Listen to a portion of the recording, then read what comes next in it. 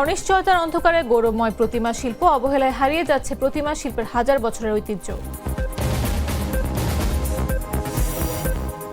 টঙ্গীতে chemical গোডাউনের আগুনে দগ্ধ fire fighter Nurul হুদার মৃত্যু, আরেক ফায়ার ফাইটারের অবস্থাও আশঙ্কাজনক। বাগেরহাটে একদিন বিরতির পর আবারও নির্বাচন অফিস ঘেরাও, পুজোর পর কঠোর আন্দোলনের হুঁশিয়ারি।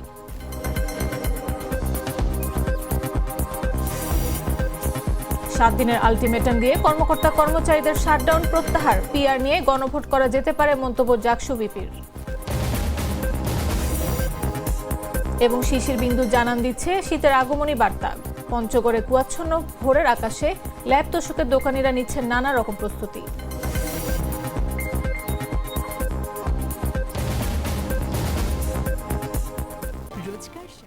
দেশজুড়ে সংবাদে সবাইকে আমন্ত্রণ। সাথে আছে আমি নাফিস আব্দুল্লাহ। সাধারণ খাবার এখন হবে অসাধারণ। প্রাণ স্বাদের মশলা, স্বাদ বাড়ায়, ঘ্রাণ ছড়ায়। গোপালগঞ্জের কোটালীপাড়ার শিল্পী সুব্রত পাল বছরের পর বছর নিপুণ হাতে তৈরি করেছেন মাটির প্রতিমা, কিন্তু আজ তার শিল্পের প্রতি সম্মান আর মূল্য থাকছে না। জীবিকার অনিশ্চয়তা আর সমাজের অবহেলায় চিন্তার ভাঁজ কপালে। তিনি চান না তার সন্তানরাও এই কষ্টের পথ বেছে নিক। সুব্রত পালদের মতো শিল্পীরা থেমে গেলে একদিন কালের গর্ভে হারিয়ে যাবে এই গৌরবময় প্রতিমা শিল্পী, এমনটাই মনে করছে সংশ্লিষ্টরা। ফারিজুল ইসলামের রিপোর্টে বিস্তারিত। গোপালগঞ্জের কোটালীপাড়ার এক নিবেদিত প্রাণ শিল্পী সুব্রত পাল জীবনের শুরুতেই তিনি বেছে নিয়েছিলেন এক অনন্য সাধনা, প্রতিমা তৈরির শিল্পকে। এই শিল্প শুধু একটি পেশা নয়, এটি ছিল তার প্রাণের আরাধনা, বিশ্বাসের বহিঃপ্রকাশ। ঢাকায় বসেই বছরের পর বছর ধরে নিপুণ হাতে সৃষ্টি করেছেন মাটির প্রতিমা, কিন্তু সময়ের স্রোতে বদলে গেছে অনেক কিছু। আজ আর সে আগের মতো সম্মান, মূল্য বা স্বীকৃতি মেলে না এই পরিশ্রমসাধ্য শিল্পের। দিনরাত ঘাম ঝরিয়ে এক একটি প্রতিমা তৈরি হলেও তার যথোপযুক্ত মূল্যায়ন পান না এই শিল্পীরা। ফলে জীবিকার অনিশ্চয়তা, সমাজের অবহেলা আর ভবিষ্যতের অন্ধকারে দাঁড়িয়ে আজ কপালে চিন্তার ভাঁজ সুব্রত পালের। আমি সুব্রত পাল, আমার গ্রামের বাড়ি হলো গোপালগঞ্জ। শুরু করছি আরো আগেই, আমাদের কাজে রঙের কাজে ধরেন আর 2-3 দিন লাগবে সময়, তার মধ্যে আর কি কমপ্লিট হয়ে যাবে কাজ। আমাদের বাহিরে বেশি সময় কাটে না, কারণ আমাদের সবসময় এরকম কাজ থাকে। যেহেতু এইটাই কারখানা, আমরা এই জায়গায় কাজ করি, কিন্তু আর যে সময় আমাদের কাজ না থাকে আমরা গ্রামে চলে যাই, গ্রামে যাই আমাদের ফ্যামিলিগত কাজ করি।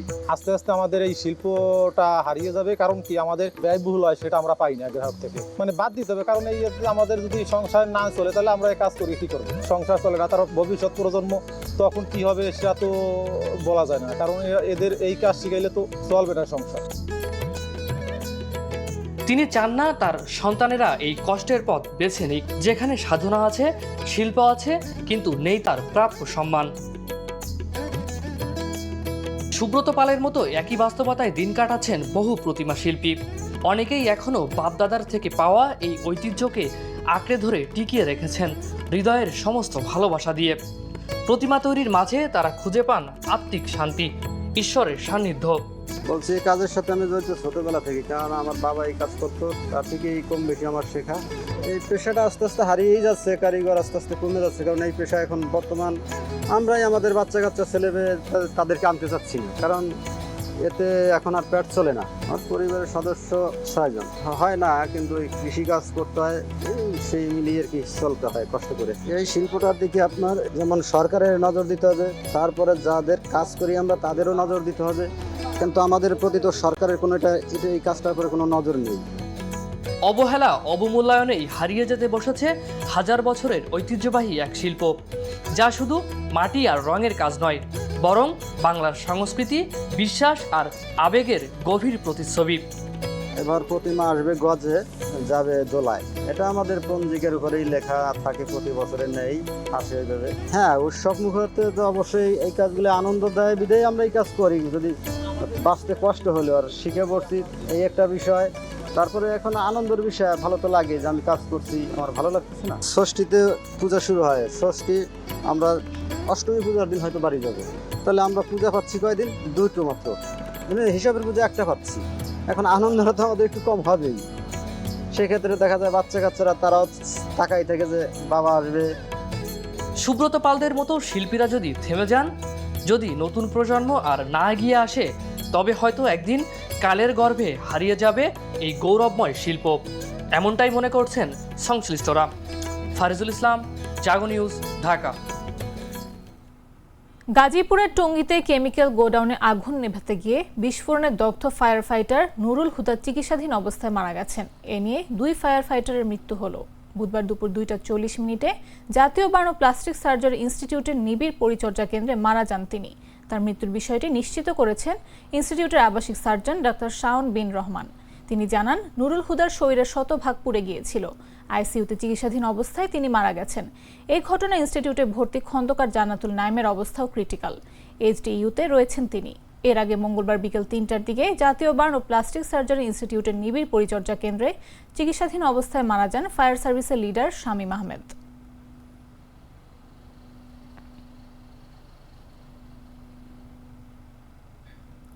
বাগেরহাটে 4টি আসন বহালের দাবিতে একদিন বিরতির পর আবারও জেলা নির্বাচন অফিস ঘেরাও করেছে সর্বদলীয় সম্মিলিত কমিটির সদস্যরা।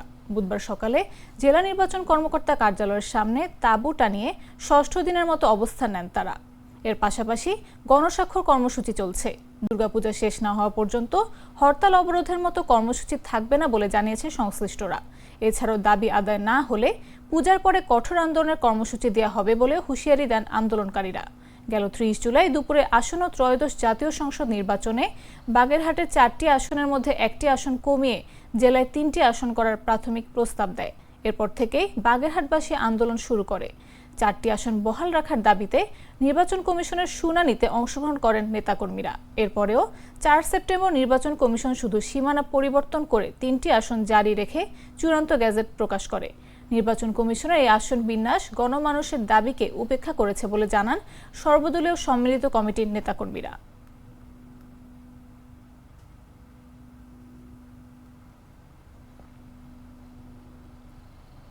প্রায় 1 যুগ পর ফরিদপুরের মধুখালী থেকে রাজবাড়ী পর্যন্ত বাস চলাচল শুরু হয়েছে।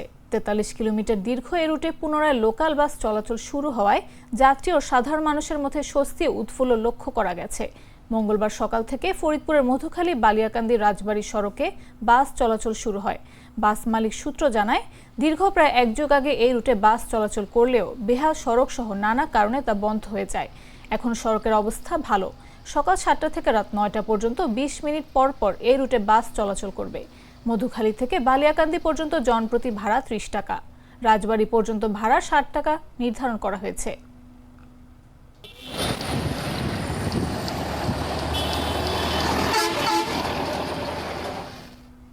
রাজশাহী বিশ্ববিদ্যালয়ে শিক্ষক লাঞ্ছিতের ঘটনায় জড়িতদের বিরুদ্ধে ব্যবস্থা নিতে প্রশাসনকে 7 দিনের আলটিমেটাম দিয়ে চলমান কমপ্লিট শাটডাউন প্রত্যাহার করেছে কর্মকর্তা কর্মচারীরা। বুধবার বেলা 1টায় অফিসার সমিতির সভাপতি মোহাম্মদ মোক্তার হোসেন ও কোষাধ্যক্ষ মোহাম্মদ মাসুদ রানা সই করা এক বিজ্ঞপ্তিতে এই তথ্য জানানো হয়। অফিসার সমিতির বিজ্ঞপ্তিতে বলা হয়, মঙ্গলবার অফিসার সমিতির কার্যালয়ে কর্মকর্তা, সহায়ক সাধারণ কর্মচারী ও পরিবহন সমিতির প্রতিনিধিদের নিয়ে এক জরুরি সভা অনুষ্ঠিত হয়। এর আগে বিশ্ববিদ্যালয় প্রশাসনের সঙ্গে অফিসার সমিতির দ্বিপাক্ষিক আলোচনা অনুষ্ঠিত হয়।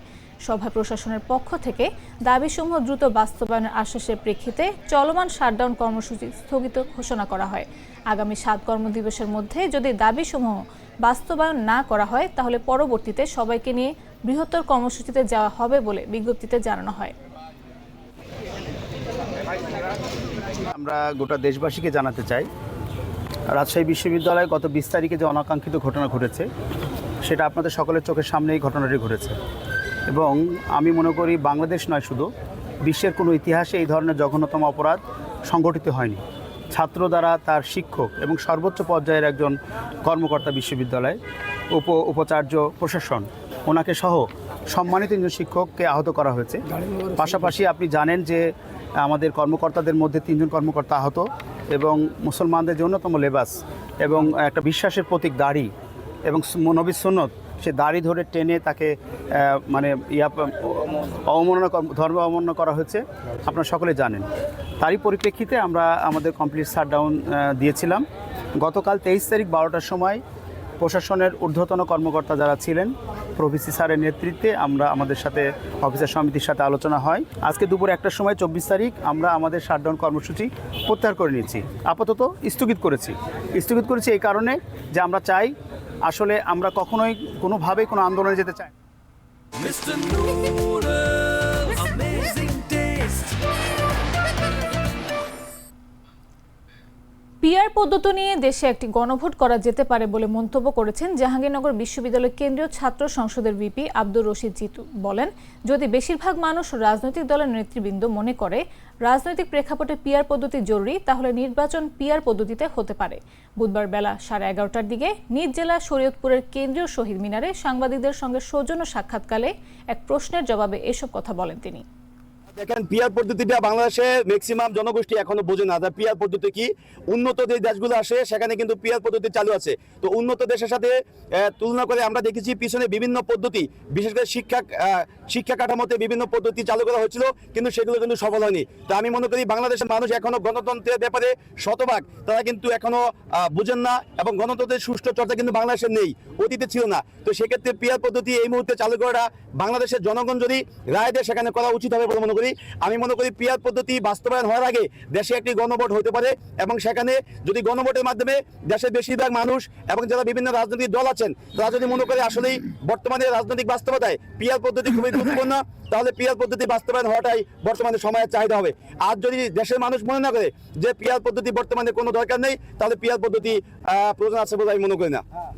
দেশি পাকা টমেটো আর সিক্রেট রেসিপির কম্বিনেশনে তৈরি প্রাউন সসের বস। পঞ্চগড়ে এখনই ভোরের আকাশে দেখা মিলছে ঘন কুয়াশা। মৌসুমী বায়ু নিষ্ক্রিয়তার ফলে বয়ে যাচ্ছে উত্তরে হিমেল বাতাস। সকালের এই কুয়াচ্ছন্ন হিমেল পরিবেশ জানান দিচ্ছে শীতের আগমনী বার্তা। 2-3 দিন ধরেই এমন পরিবেশ বিরাজ করছে উত্তরের জেলা পঞ্চগড়ে। প্রতিদিন ভোরে জেলার তেঁতুলিয়া উপজেলা সহ বিভিন্ন এলাকায় ঘন কুয়াশা দেখা যায়। সকাল 7টা পর্যন্ত এসব এলাকার চারপাশ ঢেকে থাকে কুয়াশার আবরণে।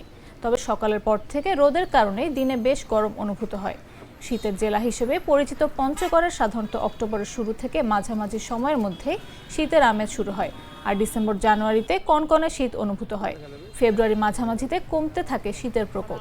এবার শীত মৌসুম শুরুর আগে শরতে মেঘলা আকাশ এবং মাঝে মধ্যে হালকা বৃষ্টিপাতে শীতের আমেজ শুরু হয়েছে। সন্ধ্যায় তাপমাত্রা কমে গিয়ে ঠান্ডা অনুভূতিতে স্থানীয়দের শীতের পোশাক পরার প্রস্তুতি নিতে দেখা গেছে। বিশেষ করে রাতে এবং ভোরের দিকে মোটরসাইকেল চালকরা গরম কাপড় পরতে শুরু করেছেন। জেলা শহরের ল্যাব তোষকের দোকানেও ব্যবসায়ীদের নানা রকম প্রস্তুতি নিতে দেখা গেছে।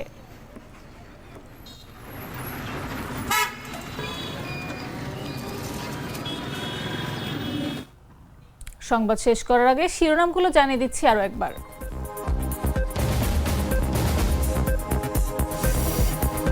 অনিশ্চয়তার অন্ধকারে গৌরবময় প্রতিমা শিল্প, অবহেলায় হারিয়ে যাচ্ছে প্রতিমা শিল্পের 1000 বছরের ঐতিহ্য।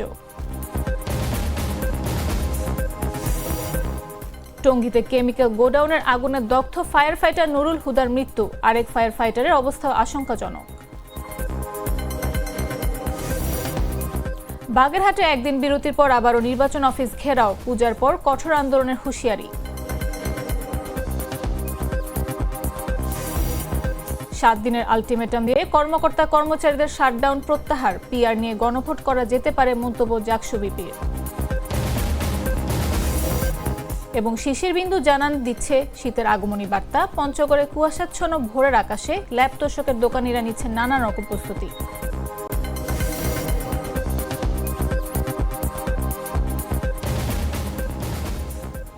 দর্শক, এই ছিল এখনকার মতো।